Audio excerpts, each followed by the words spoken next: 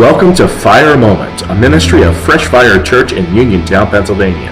Today you will hear a fresh word from the Lord given from the throne of grace. As you watch today, our prayer is that the fire of God would burn inside of you and ignite His presence in your life. Stay tuned after the word for ways to connect with Fresh Fire Church. And now, today's Fire Moment.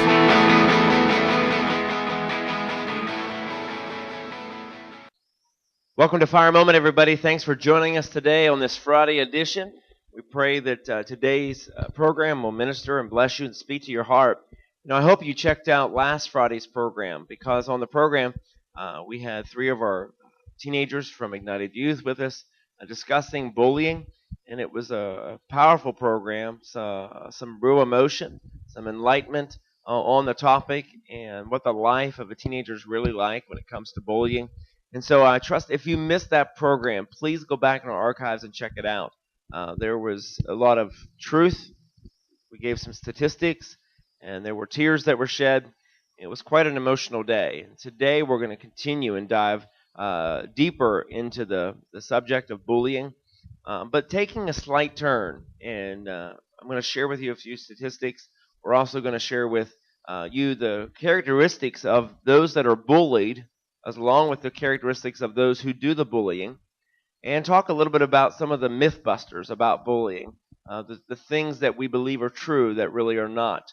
As well as I want to discuss with our guests today, how can parents, grandparents, teachers, youth leaders, the church, what can we do to help?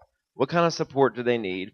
What is it we can do to help make a difference when it comes to bullying? So we have a lot to cover, so we're going to dive right in today. So again, on the program, I welcome today Cody, Shania, and Rachel. And again, they're members of our youth group. Not all of them, but this is some of the group that could be with us today. And so thank you all for coming back and being with us again. I know last week was a little emotional, and it was difficult. And we, near the end of the program, discussed really I think the hardest point when it comes to bullying to discuss, and that is when a person who's being bullied makes that decision to take the bullying into their own hands and ultimately chooses to end their life. And I think that's one of the most difficult decisions. It's one of the most difficult things to ponder and to think about. And yet, last week you all opened up, and some of you shared that it actually was something that had crossed your mind. And so getting to that point is intense. There's another statistic, though, I want to throw out to you today, and it is that harassment and bullying have been linked to 75% of school shooting incidents. And the statistics that I've been giving you both today and last week come from DoSomething.org. So it's DoSomething.org is where I've gotten these from. There's resources on that website. But it says harassment and bullying have been linked to 75% of school shooting incidents. Now, we've all heard, I'm sure all of you have heard about a school shooting, whether it's been close by or across the country, or maybe a friend has had that happen. Let me ask you, do you think that any of the individuals that have bullied you have the ability to do a school shooting? Do you think they have it in them, anyone who's bullied you? You don't think so, Rachel? Why? Because I don't think they would have the guts to get up and try to shoot everyone.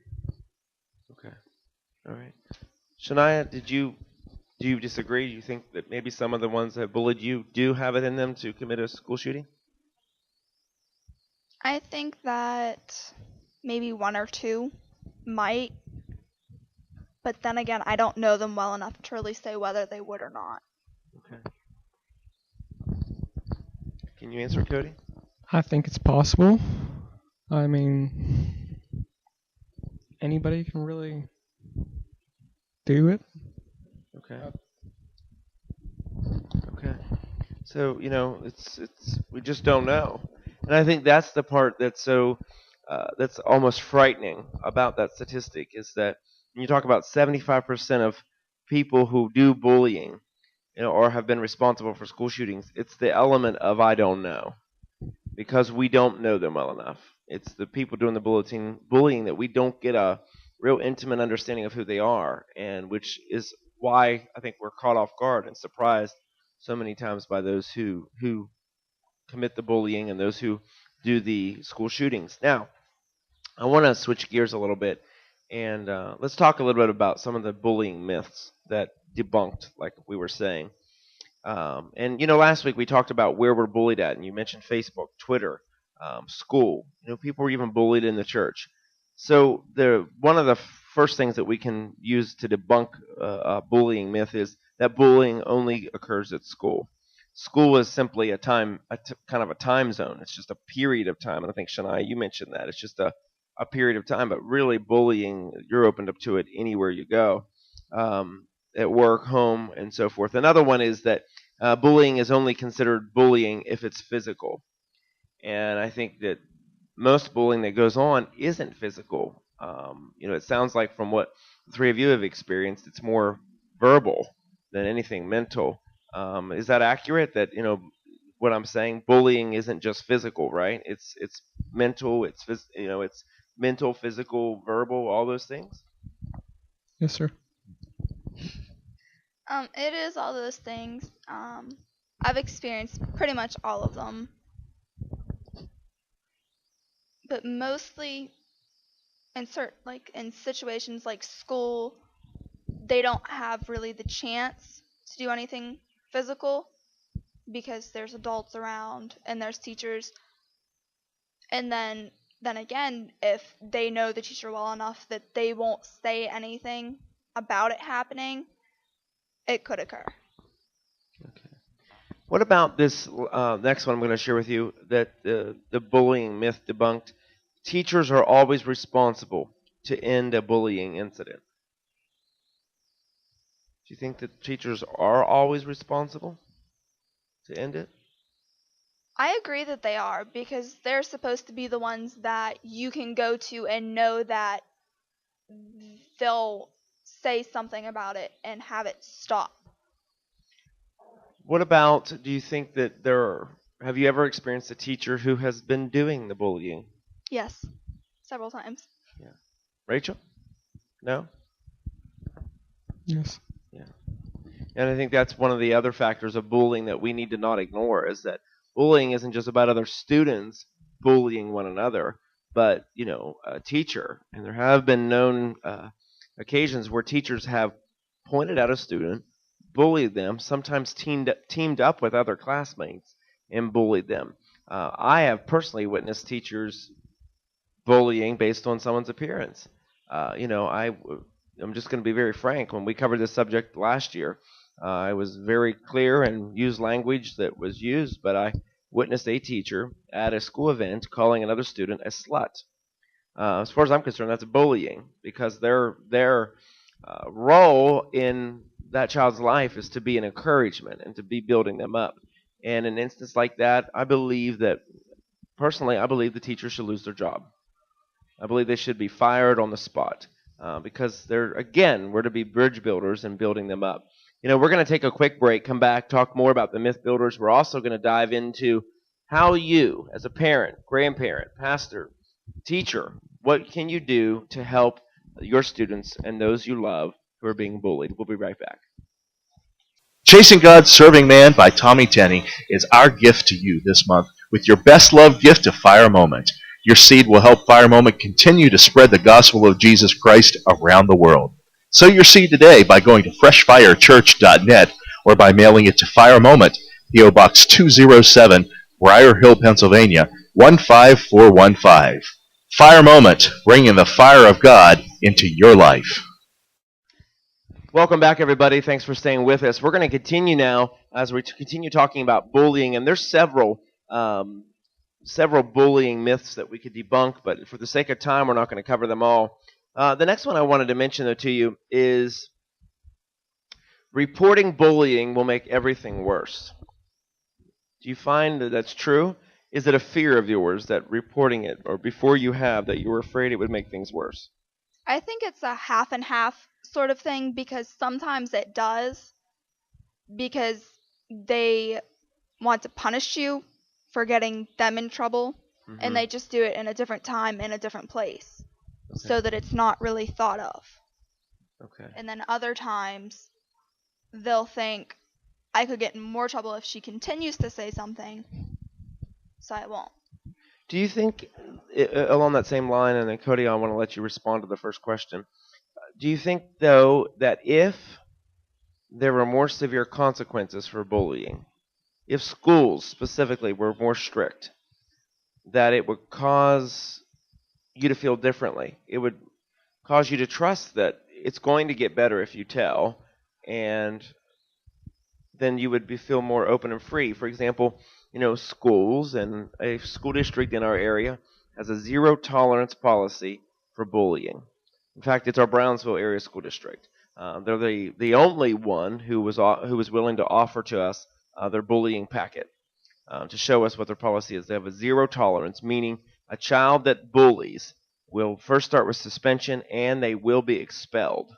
They're willing to expel a child for bullying. That means if they pull someone's hair, they call them a name, they make fun of them in any way, they will expel them from the school. I think that's significant and should be applauded. Do you feel, Shania, that if there was that kind of a policy in every school, you would feel more safe to report someone who's bullying? Honestly, not at all, because the school I went to from kindergarten to about 4th grade, they had a zero tolerance for bullies, and I had people spit in my hair, hit me with rulers, and I told, but the difference was the principals had changed. And I told the new principal, and she said, that's not bullying, which to me it is. You're being hit with a ruler and having people spit in your hair, to me that's bullying. And again, with also they're saying things about my scars and, all of that. The policy didn't matter to her. Okay. And then again, at Negrete, the policy didn't matter to that principal either, and he was one of the people that was also bullying me. So, Cody, do you want to respond? As far as the first question goes, I totally agree. It can go either way, and I think there should be more strict policies on bullying, because it probably will help the bullying issue.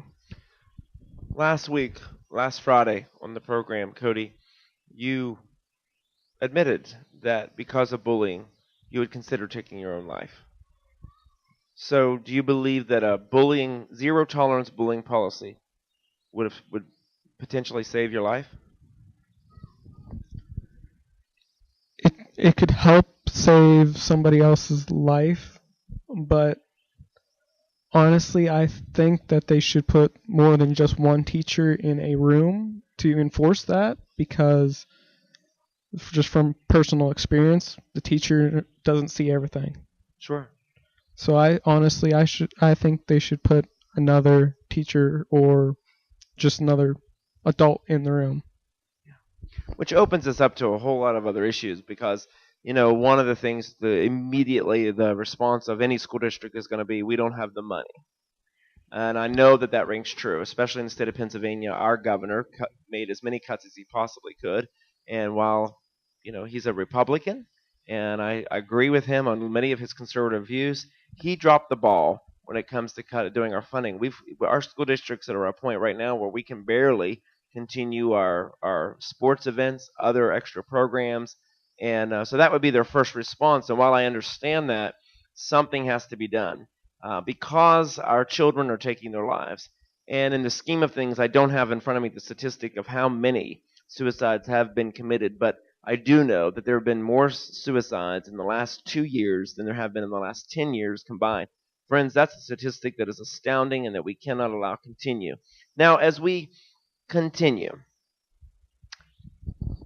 Rachel, I just asked Cody about the zero tolerance, and I know you disagree that it necessarily wouldn't help. But do you think that having a zero tolerance policy like that could save a life, like I mentioned with Cody? Well, in reality, it's really not going to save a life because people can still bully people outside of school, so it probably wouldn't make a difference. You don't think? Okay. Right. I think, don't you agree with me that school should at least be a safe zone? That if there's one place safe you should be, it should be with others, but on the contrast, it's really about the more people you're around, the greater the risk is to be bullied, you know, right? They're talkative today. It's exciting. It's Friday, so bear with us. But okay, I want to switch gears just a little bit. In that, everyone watching, others in the room today, um, for specifically last week, whenever you really shared some of your confessions about, that some of you had considered taking your own life, it brought a lot of tears to the people's eyes, and kind of caught us all off guard. What can you say to parents, adults, teachers, whoever's watching? What can we do to help? What possibly can anybody do to help with the situation? How can it be made better?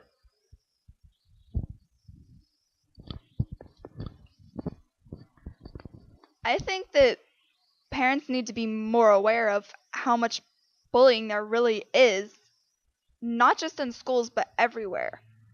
You could be sitting in a restaurant and you could get bullied.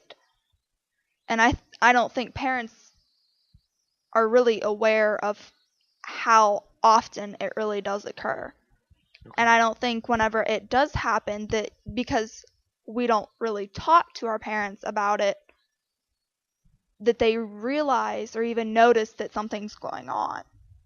Which brings up another question there, Shania. Why don't you talk to your parents? Because sometimes you look at your parents and you think, well, they think that because I'm a cheerleader, people don't pick on me. Mm-hmm. When in reality, that's not the truth. I got picked on more because I was a cheerleader than before I was. Do you believe that your parents just don't understand, Cody?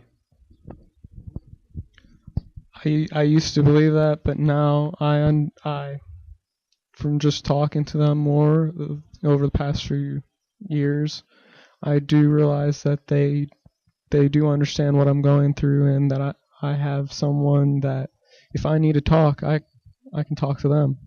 Okay. So, going back to the original question, what can we do as a pastor, as a parent, grandparent, teacher? Rachel, what can we do? How do we make the situation better? Get into the kids' lives and get them out of the area where they are getting bullied and get them into sports. Sports helps relieve stress and everything like that. Okay. So for you, it's a way of coping. It's a way of maybe taking out anger. Yeah. Imagining the softball is that person's head or something. I mean, is that what you're saying? Yeah. Okay.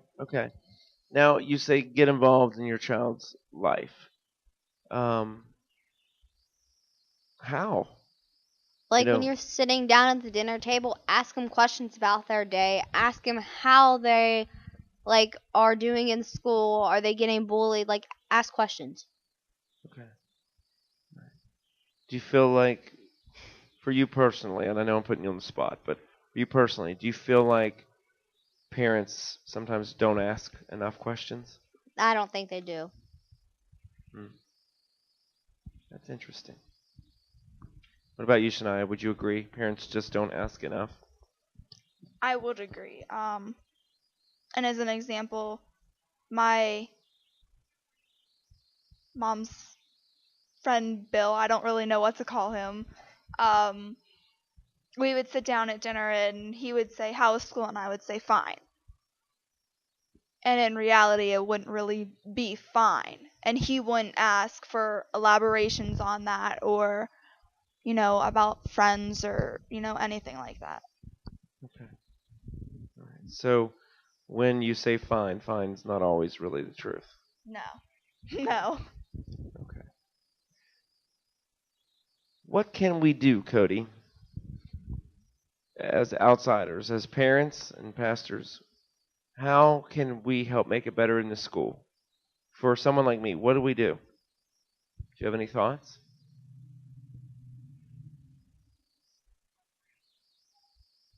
And why he's thinking, the reason why I think, we're pondering this is that it's easy to talk about what's happening. It's easy to talk about the effects of bullying. They know how they feel. They know how it affects them and how it secludes them. But the even bigger problem, and it's evident in just discussing it right now in this moment. You're getting this live. That's the great thing we were talking in earlier today, is that what's unique about this is this wasn't pre-rehearsed. We didn't tell them what the questions were going to be. We didn't give them a script. Is that this is real? It's real, and I think that even this program helps to demonstrate to all of us just how big this problem is, and that it's such a difficult and delicate problem that we even struggle, even those being bullied struggle with the plan to fix it. And I think that's what's so unique and challenging about all of this, is that I grew up being bullied, but I also did bullying. I remember going down the hall, and I learned the idea from my mother. My mom in high school used to slam people's necks in the locker. So as I walked down the hall, I would slam lockers shut on people's heads and laughed the whole way down and thought it was funny. And I got the idea from my mother. She's going to appreciate that I told that across the world. But the issue is, the real challenge is how do we fix it? How do we make it better? And we're all baffled, because I think as soon as we have a solution, for every solution, there's 10 different things wrong with that solution. There's always something to go against it. We're running over. We're going to be back after this to continue and wrap this up. When in the area, join us at Fresh Fire Church, 6497 National Pike, Briar Hill, Pennsylvania, 15415. Experience the fire of God at our Sunday morning or Wednesday night services, or the outpouring service every first Sunday evening. Call us at 724-580-7027 or visit us on our online home at freshfirechurch.net for driving directions, links to our diverse ministries, or to sow your seed securely. The fire of God is burning at Fresh Fire Church. Come, experience it today.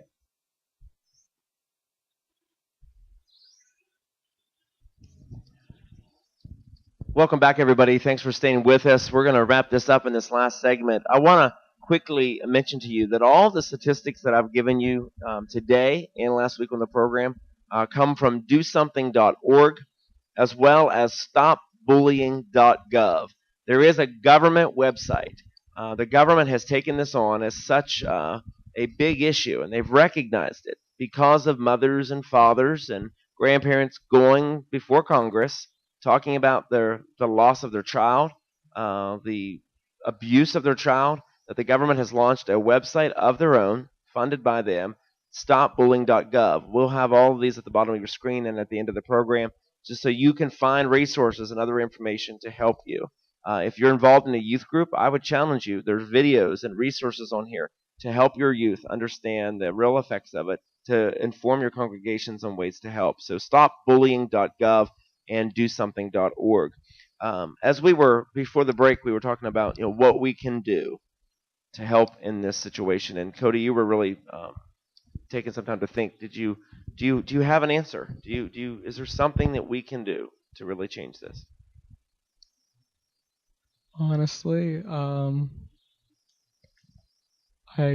don't know.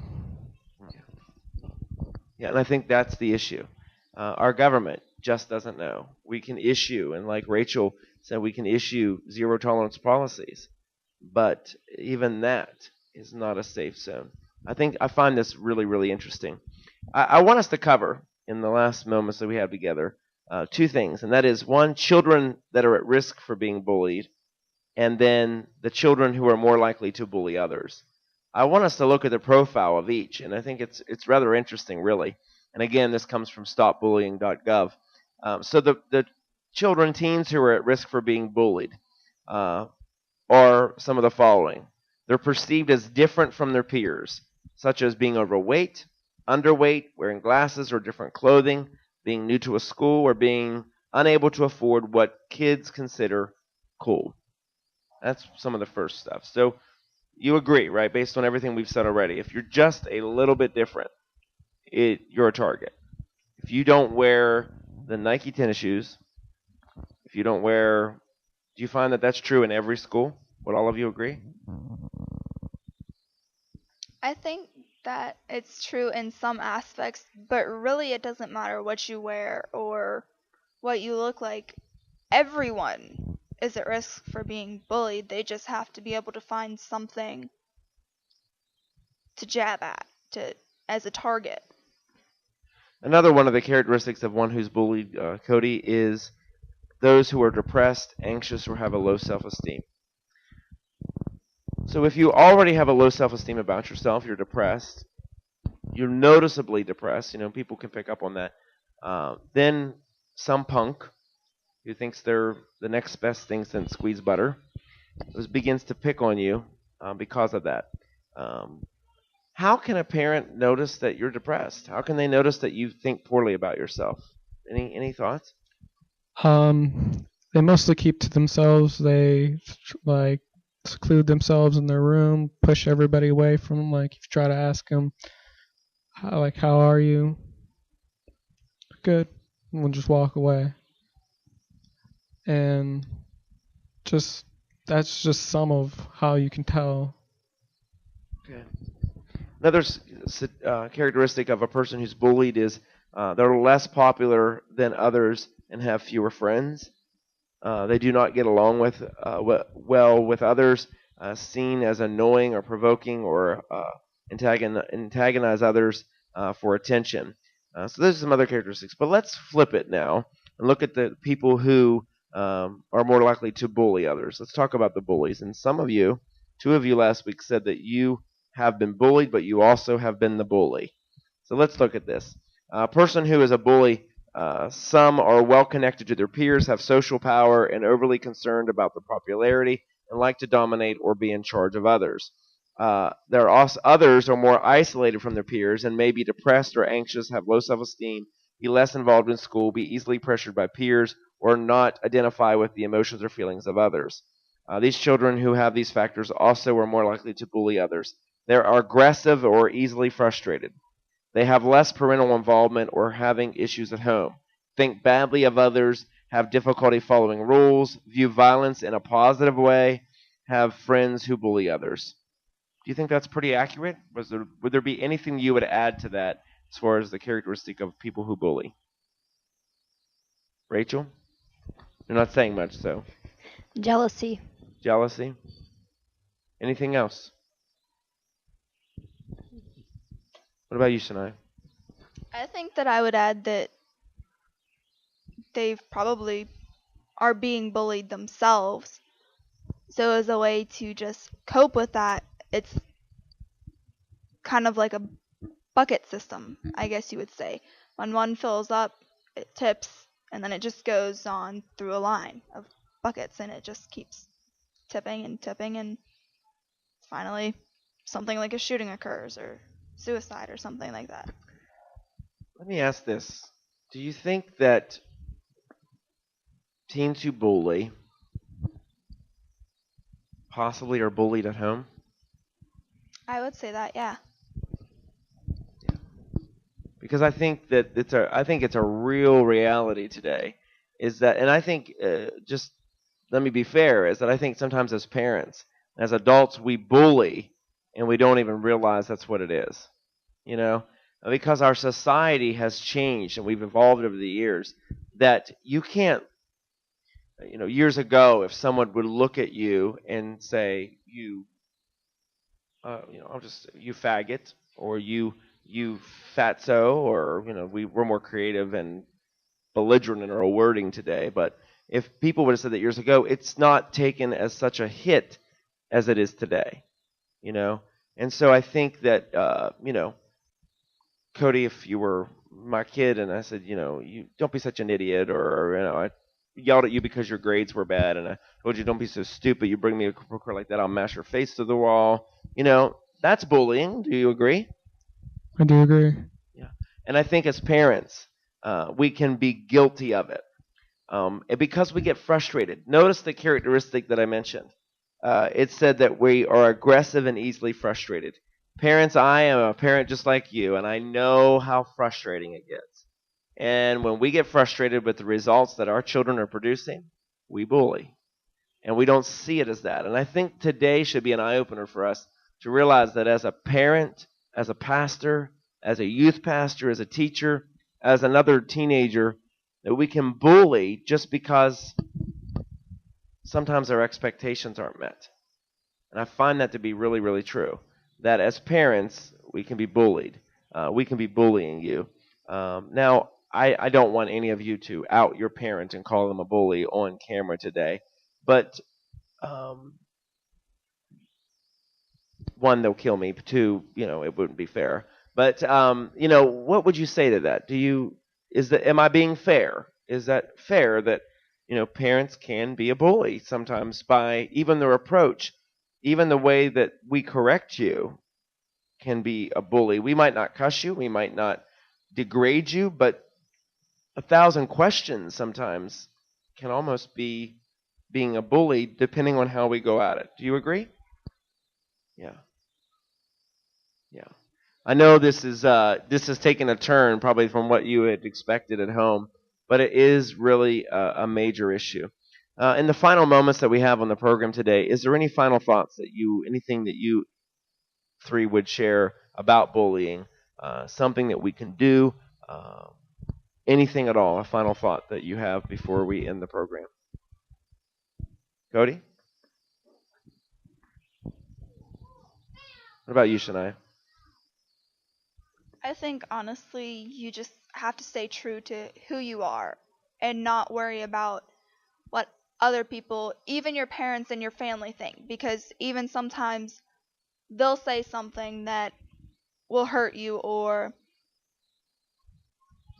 that they may not realize it but can really push you back instead of forward, which is what some of their intentions are. You just have to stay true to yourself and who you are and what your beliefs, what you feel is right for you. I think that's a good closing thought, that you stay true to who you are. And if there's one thing that I could say to parents, teachers, administrators, whomever is watching today, I think one of the greatest ways that we can help counter bullying is that we ourselves have a zero tolerance, that we're willing to do whatever it takes. Parents, you've got to be willing to go to the school. Sometimes the squeaky wheel gets the oil. And I think sometimes that we need to make some noise. Parents, don't take "we're handling it" as an answer. Don't take "we'll get to it. I'm going to talk to her. I'm going to talk to him." We need to make some noise. And I think if the church would stand up, if parents would stand up, stop accepting the fact that your child is old enough to deal with it on their own. And sometimes we have to make some noise to get the attention that's needed. I think if we need to go to school board meetings, we need to go in the principal's office every day until we get results. I think we need to do whatever it takes. But help our children stay true to who they are. How do we do that? By reinforcing the Word of God. The Bible declares in Proverbs, train up a child in the way he should go, and when he's old, he won't depart from it. That scripture itself is saying, staying true to who God has created us to be. God isn't asking you to do anything that God himself wasn't willing to do, but he's asking us to represent him. And I think as parents, as teachers, as adults, administrators, whomever you are, that we can help our children represent the kingdom of God. And we ourselves can represent the kingdom of God by standing up and just saying no to a generation where we don't measure up. We never will look right. We'll never wear the right clothes. We'll never say the right thing. And it doesn't matter what your sexual preference would be, because even that is under scrutiny. It doesn't matter the car you drive. But that literally we are in a time of our life that everything we do, everything we say, every choice we make puts us in a position to be bullied. Friends, I believe that we have a choice to make today as adults to stand up and make some noise. I want to thank you guys for being with me again. It's been good, and I believe everyone's going to really enjoy it, appreciate hearing what you all have to say. And so thank you again, all three of you, for being with us this week. I'm sure we'll talk more about this topic in the rest of the season. Friends, if you have questions, need more information about anything you've heard here on the program, email us, contact us, let us know. Until I see you next week, may the fire of God consume your life.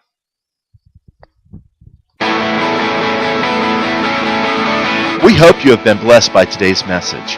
If you would like to know more about Fresh Fire Church, visit us at freshfirechurch.net or call us at 724-580-7027. You can also follow us on Facebook and Twitter.